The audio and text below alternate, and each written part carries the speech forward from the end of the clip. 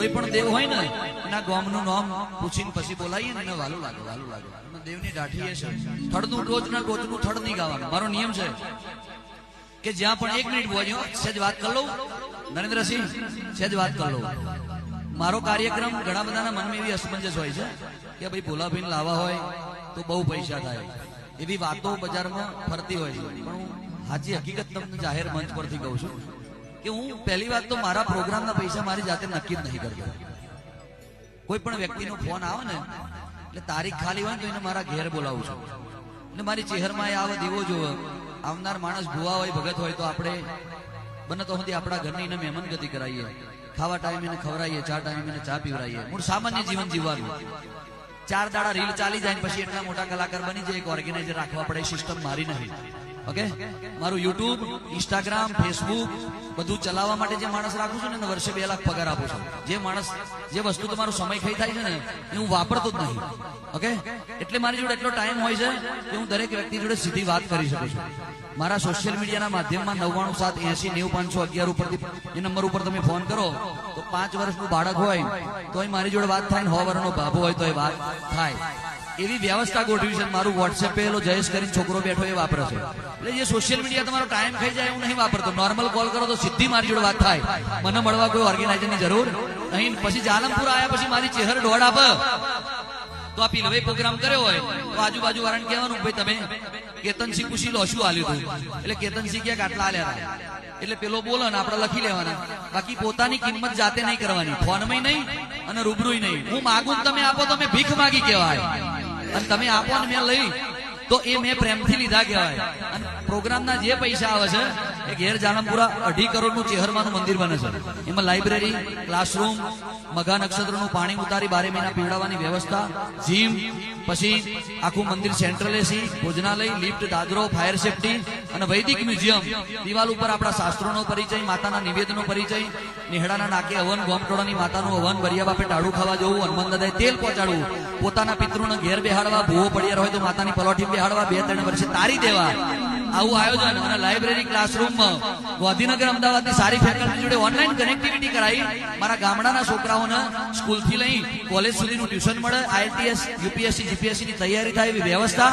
અને એ ભણી ગણી પાછા એટલા બધા ભૌતિકવાદ તરફ ના જતા રહે કે આપણા શાસ્ત્રો ભૂલી જાય. એટલે ફરજિયાત રામાયણ, ભાગવત, દેવી ભાગવત ને શિવ પુરાણ વંચાવવાનું અને એનો 15 દિવસે ટેસ્ટ લેવાનો, જેથી કરીને કોઈ અધિકારી, નેતા કે અભિનેતા બની જાય ને તો આપણો ધર્મ ભૂલી ના જાય. આવા એક વિઝનથી, બ્રોડ વિઝનથી મારા ઘેર મંદિરનું કામ ચાલે છે. ભુવાપણીમાં કોઈને દોરો નહીં બાંધવાનો, કોઈના ઘેર પુષ્પ પાડવા નહીં જવાનું, ધર્મ છે ધંધો નહીં બનાવવાનો, દીવાની દુકાન નહીં બનાવવાની, અને ધર્મના પ્રચારક તરીકે વેપારી નહીં બનવાનું, કોઈના ઘેર પથારી કરવાની નહીં, કોઈની પથારી ફેરવાની નહીં. આ ઠઠારોના વટ ઈનો છે. હવા બેઠા હોય ને તો એની વચ્ચે પલોઠી નહીં વારવાની. શરત એટલી મને લઈ જવો હોય તો હું એકલો જઈશ, બાકી હવા ભેગા કરવાના હોય તો બોલું મેરાજ નહીં આવે. જુનવાણી દાઠી હમી હોજમાં પલોઠી વારવાની, સવાર સુધી બેહવાનું. શેમાડામાં 50,000 નું હોમયું મળે ને તો એ પીલવાઈમાં રમેલ ના પતન તો સુધી તો નહીં જવાનું. એવા નિયમ વાળો માણસ છું. 3 વ્રત આજીવન છે. નીચે ઊંઘું તો ગોદડી નહીં પાથરતો, ખાટલા ઊંઘું તો ગોદડી નહીં પાથરતો, હોનું કોઈ દાડો નહીં પહેરવાનું, અને ઠંડા પાણીએ નાવાનું. જીવું ન તો સુધી મારી ચહેરના દીવાની સાક્ષી ગમે એટલો સુખી થવું. આટલા કાર્યક્રમો થાય, સારામાં સારી હોટલમાં રોકાણ હોય તો બેડમાં નહીં ઊંઘવાનું, નીચે જ ઊંઘવાનું, ગોદડી નહીં પાથરવાનું. ઓઢવાનું ઓશીકું 2 જ જોઈએ 12 મહિના. અને ઠંડા પાણી નાવાનું હોય તો કાશી કેદાર હોય તો, અને હોનું કોઈ દાડો નહીં પહેરવાનું. માતાએ આવે તો સખત કરી મેલ દેવાનું. અને આ મંદિર થાય છે ને એમાં માતાએ મને બાધા એવી આપી છે કે તારા ભુવા તરીકે કોઈ જણ માગવા નહીં જવાનું. ગમે તેવા તારા સેવક હોય પણ સેટિંગ કરી અને સિસ્ટમથી મંદિર બનાવીશ તો તારણ મારા રાગ આવશે નહીં. પેડલ રિક્ષા વાળો હોય 100 રૂપિયા આપી જાય તો લઈને ચોપડે લખી દેવાના, 5 લાખ આપે તોય લખી લેવાના. અને મારો પ્રસંગ થાય ત્યારે જેટલું 5 લાખ વાળાનું સન્માન થયું હોય ને એટલું જ 100 રૂપિયા વાળાનું સન્માન કરવાનું. પૈસાના તોલે કોઈને તોલવાનો નહીં. એટલે હું મારા જાલમપુરા ગામની સફરથી લઈ 6 ધોરણ સુધી ગામમાં ભણ્યો.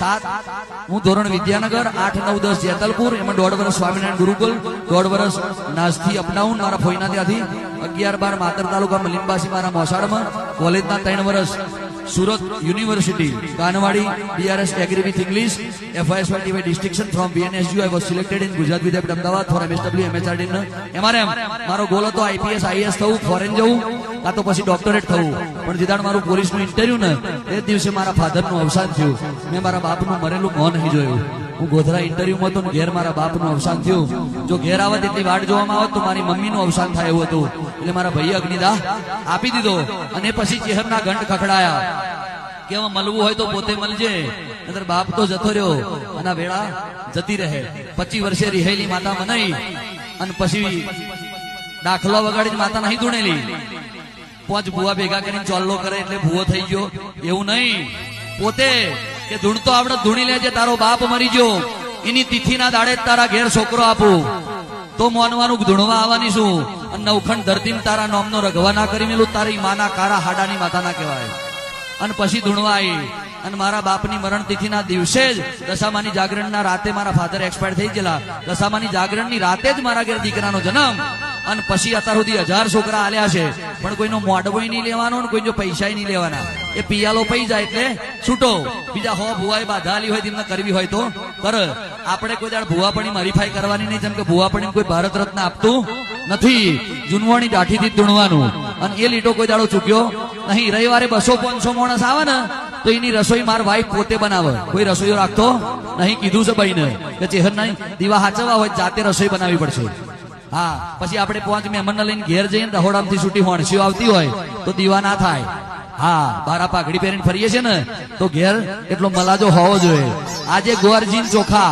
જૂનું ગોર હુદેણું દુનિયાને જે કરવું એ કરે રવિવારે હું કોઈ લાડવા નહીં ખવડાવતો ગોરજી ચોખા દાળ ભાત આટલું ચાલે અને પિયાલા પીવો બાધા રાખે કોમ થાય એટલે કરી જાય 150 થી પૂણી બહો દેશમાં 250-300 સેવક છે પણ કોઈ જાહેરાત નહીં અને 12 મહિનામાં 12 વાર તો મારી માતાનો કાકડો ફરતો હશે પણ કોઈ વિડીયો ઉતારવાનું નહીં ખેડા અમદાવાદની વોર્ડનનું ગામ છે પણ નમ્રતા અને એ દોડ આપો તો હેડવું દોડ ના આપો તો ના હેડવું કોઈનું પદ પ્રતિષ્ઠા પૈસો એ જોઈને અંજાઈ જવું એ માણસ નથી પ્રોગ્રામ લઉં તો શરત કરું છું કોઈની ફરમાઈશ નહીં લઉં જે ધણીના ઘેર આવ્યો છું એનો જ ગુણગાન કહીશ અને મને ભોલું મહેરાજના આત્મામાંથી મારી માતા ઉજાડશે કહીશ હું પોજરાનો પોપટ નહીં કે કોઈ 5 રૂપિયા આલન ગાવ ને ગયેલું ના નેવર નહીં ફાવો I don't like this okay I am independence હું સ્વતંત્ર માણસ છું મારી ચેહરભાઈની ગુલામી કરું છું બાકી કાળા મોથાના માનવીની ગુલામી કરતો નથી ગમે તેવો નેતા હોય અભિનેતા હોય રૂપિયા વાળો હોય પૈસા વાળો હોય 2 નંબરી હોય ડોન હોય દાદા હોય લુખો હોય અહીં ફેર જ નહીં પડતો કારણ કે હું બધું કરી ચુક્યો છું